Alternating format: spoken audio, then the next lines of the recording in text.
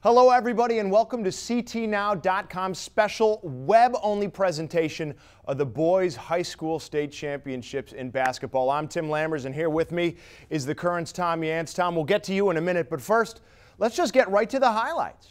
How about the most hyped game of the tournament, the Class L boys final with the undefeated New London Whalers looking to end their perfect season with a win over the Indians and Northwest Catholic.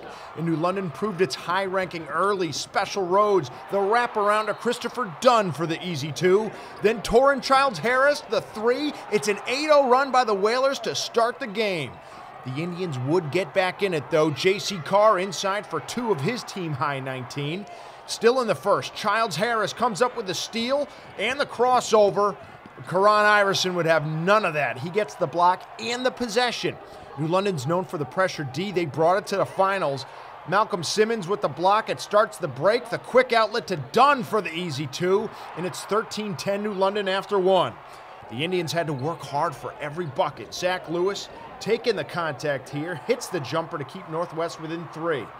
Then, off the Tyler Huffman drive and miss, Iverson gets two of only 6 points on the night. Would that be a factor? One player who did show up big on the big stage, Christopher Dunn. Look at his scoop shot. A game-high 26 for him. The Whalers led at the half 27-23. Northwest, they came out on a mission in the third. Iverson for three. That cuts the lead to just one with less than a minute gone in the period. They'd ratchet up the D2. Carr, the huge block to keep the Whalers honest. Now we go midway through the third. Harris drives the baseline. Malcolm Simmons grabs one of his game-high 10 rebounds. The putback puts New London up 4. And the Whalers just kept using the D to start the O. Off the tip pass, the monster one-hander. New London now up 10. The Indians press the ball also. Zach Lewis pokes the ball free for the steal, weaves his way to the basket, and with only 4:35 left, the lead is 8, 49-41. New London was relentless. Dunn, the no-looker to Keith Porter. Can't finish there, but he got his own rebound. The and one puts the Whalers back up 10 midway through the fourth. Northwest, to their credit, they never said uncle. Carr goes coast to coast, finishes strong. With a minute left, they're down 11. But New London just had to run out the clock fittingly. The game ends with the ball in the seniors' hands. New London wins 63-55. They stay undefeated, and they win the Class L title. After the game, the players and the coach credited hard work for their historic season. We know how to rotate. Everybody's active around the ball. We got long arms, so we keep deflecting balls. We got to come out focused every game, every season. We just got to come out and play hard every game. We got to respect our opponents and just do it. I can't put it into words. All I can say is, yeah, the Whalers. We got a great bunch of kids. They worked hard all year. People say New London plays nobody, but you know what? We win state titles. We prove it. We win state titles. In the Class LL final, coaching legend Vito Montelli showcased his cadets of St. Joseph against the Jesuits of Fairfield Prep, coached by Leo Redgate. The Cadets dominated both ends from the start. You saw Patrick Hopkins there with a big rejection, and that defense turned into offense. Quincy McKnight gets the steal, finds James Jennings on the quick outlet. He rewards the big man for running the floor, and St. Joe up 22 midway through the second quarter. Prep would play some D2, though. Nick Hoyne with the larceny starting the break. Robbie Beer to Terry Tarpey inside for the bucket, and one. The Jesuits trying to keep it close. Still in the second, Frank Massey strips Kevin Potter. Looks like he's got daylight, but Prep's Terry Tarpey says that ain't gonna fly, son. The Cadets just had everything working right. Brandon Jones, 3 of his 13 points. They led at the break 48-28. More of the same in the third. Oscar Assey gets the putback. With the and one, he added to his game-high 17. And the steals just kept coming. McKnight steps in the passing lane. Off to the races. Missed the layup, but Timaj Parker, he's got his back with the putback. St. Joseph cruises to the Class LL title, 79-53. After the game, Coach Vito Montelli talked about the significance of the win. We're the only team that's won 4 division champions. We won the S twice, the M twice, L 5 times, and now double L. The boys Class M finals pitted the 18-seed Crusaders of Trinity Catholic against the top seed, the Panthers of Career Magnet, and every point was hard-earned in this one. Magnet's Kevin Hoff, the great up and under, they led 4-3 early. Just over 2 minutes left in the first, Kevin Lemieux hits the three and is fouled. The rare 4-point play, Trinity would lead 13-7. The Panthers press the issue all game. Brandon Benson hits from long range, 3 of his game-high 22. The Trinity lead is only 3 midway through the second quarter. The teams would go tit for tat, time running out in the half. Jonathan Boykin from deep. The Crusaders led 28-23 at the break. Now in the third, off his own miss, Benson fires one from about the third row. It's one of his 4 3-pointers in the game. Hey, how do you break the press?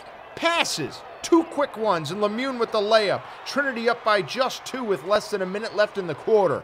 Now at the start of the fourth, Careers Kenneth Armstead drives, but he's stopped cold by 7-foot 1-inch freshman Pascal Chidi-Chukwu, who had 4 blocks in the game. The Panthers were not intimidated, though. Off the drive and another Chukwu block. Armstead, the follow-up dunk. It's 44-42 Trinity. The Crusaders had just enough today, though, to seal the deal. Lemieux, another 3, stretches the lead back to 8, and Trinity Catholic would go on to win 57-51 your final. After the game, the players and the coach talked about their resiliency through the tournament. Second half, rebounding and keeping the tempo. Like we control the tempo, and that's what really separated us from them. We have a bunch of kids that all year long never quit. I mean, they kept coming back. And we beat some very good teams along the way. This was as good as anyone. And the way we battled tonight, I've never been prouder of a group of kids. Tournament started on Friday night with the Class S final, where the top-ranked Warriors of Valley Regional faced the third-ranked Gladiators of Classical Magnet. And the Warriors were the ones starting fast. Mitchell King with the steal, starting the break. 2 quick passes later, King trailing the play, winds up with easy 2. It's 7-3 Valley midway through the first quarter. The Warriors kept pouring it on. Kyle Connor with the long-range shot, and they started to build a lead. They led by 9 after only 1 quarter. Little defense would help the cause too. Taylor Rio, one of his game-high 5 blocks to go along with his game-high 18 points. But the Gladiators lived up to their namesake. Jaquan Starks fights to get open for the J. They're just trying to claw back in it. Valley, though, was a machine. Connor here hits another jumper. The Warriors took a 26-12 lead into halftime. Let's go to the third quarter now. Classical trying to push the tempo. Starks going hard to the basket. 2 of his team-high 16. Leads cut down to 10. Valley just seemed to be everywhere. Off the miss and attempted putback, the kick out. John Luster, he's wide open for 3. So midway through the third, their lead's now up to 16. Gladiators would use the press in the fourth to cut into the lead off the steal. Jose Buca, flash into the rim.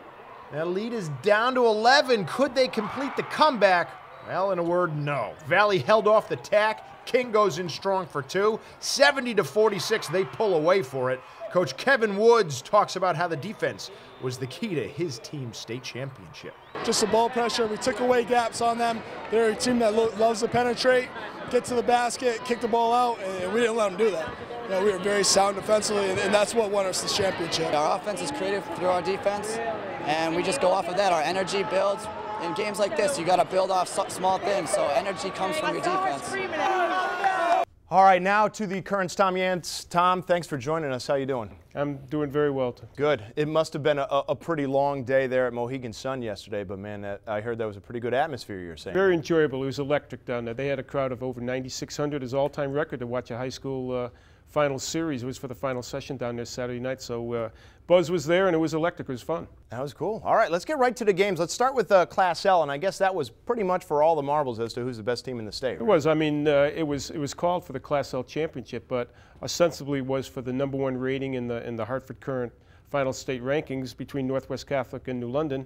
Yep. And New London was superb. Chris Dunn was all world, and Northwest Catholic couldn't quite do it. So New London has been named the #1 team in the final Hartford Current State Poll. All right, let's move on to the Class M, and the best name probably in the state. We have to pick it up. Pascal Ciac. This is a guy to keep an eye on, and not just because he's tall, right? You did it very well. I was going to call him Pete, but that's not correct either. He's only a freshman. He's 7'1". Pascal Ciac, I believe it is. Okay. He's from Nigeria. I would call him Mr. Shot Blocker, or Mr. Game Changer, or just Mr. Mystery. So tall. He changed the game yesterday for Trinity Catholic. He had 4 blocks in the 4th quarter. He led Trinity Catholic over career. Great story. Okay, let's take a look at Class S, and you know, it's a rarity. It looks like through the semifinals, we pretty much had a chalk bracket here, didn't we? Even someone who knows nothing about basketball probably could have picked this one out. Didn't have to tear up their pools like the NCAA bracket. Valley Regional, #1 seed, went all the way. They have 2 big postmen, Mitch King and Taylor Ryu. They were dominant and played very well to beat the classical magnet of Hartford. And on to Class LL, a win for a legend. That's how you were describing it. Yes? That's right. Vito Montelli has been there since going back just after probably the administration of LBJ, so we're going back to 1965. He won a title, his first title since 2001, but St. Joseph's, which finished #2 in the final Hartford Current State rankings, and which are available at current.com on our iTeam blog site. St. Joseph's was superb, rebounded well, fast broke, did everything they needed to, and it was a very sweet victory for the cadets and for Vito. All right, Tom, thanks for taking the time, man. My pleasure, Tim. Thank you. And as always, you can check out his iTeams blog on current.com. That's going to be up, and that is being constantly updated. So that's a really good resource for you if you like high school basketball. That's going to do it for us. Now, as we leave you, we're going to take one last look at all 8 boys and girls high school championship games, thanks to the music of Novus Day. Thanks to Freddie Mathis and everybody else, folks. Have a great day.